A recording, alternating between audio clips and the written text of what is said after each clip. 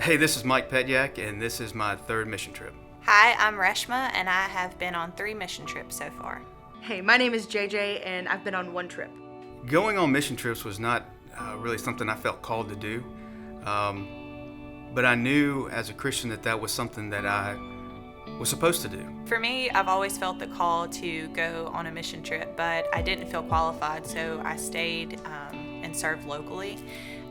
The fear of not being equipped or educated enough. I knew minimal about the Bible, so I just felt like I should stay here and just serve with the community around me. Even just making the decision to go was a big deal for me. Initially, I had 2 major hang-ups. Where was the money going to come from, and how uncomfortable am I going to be? Then a few mission trip opportunities became available that I really felt that I wanted to go on.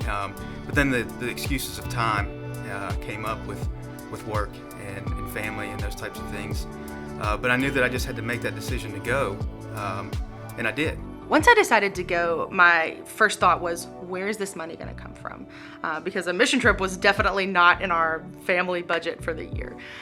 So I thought, what are ways that I can serve people and make money for my trip? And instantly I was like, you know what? I'm gonna bake cakes. I'm gonna put it out there and see if anybody wants me to bake a cake for them, and that's how I'm gonna raise my money. So within an hour of advertising, my inbox was overflowing with people responding to my message. And so that was such a confirming thing, because I knew that was God providing my way to go. Then I decided to take that next step, and I plugged in with the vertical staff here who trained me in depth, things like my personality and how my talents would benefit the team to serve overseas. And I was even taught some basic Bible stories that I was able to connect with my story. And so I went, and it was life-changing. I then felt empowered, because I realized that other people's lives were changing because of my unqualifications or my past. God made that time available to me, and the changes I've been able to see in people on these trips has been amazing. The other major hang-up for me when deciding to go or not was the comfort factor. How hot was it going to be over there? Would I like the food? Would I physically be able to do the work that was required of me? I'm a little high maintenance, so even just giving up my comforts for a week, I was not excited about that.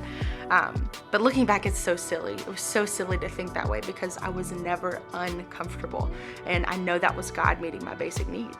And so now I am able to put together these trainings that I once sat in feeling 100% underqualified. I am teaching others Bible stories that I once knew nothing about, and I'm helping equip them to go overseas and teach others about their story and how it applies to past biblical truths and current biblical truths in our culture and in their culture. It's just truly incredible what happens when you put yourself out there, when you expect God to meet your basic needs, when you trust Him. Because He's going to show up, and He's going to do more for you and for others than you could ever ask or imagine.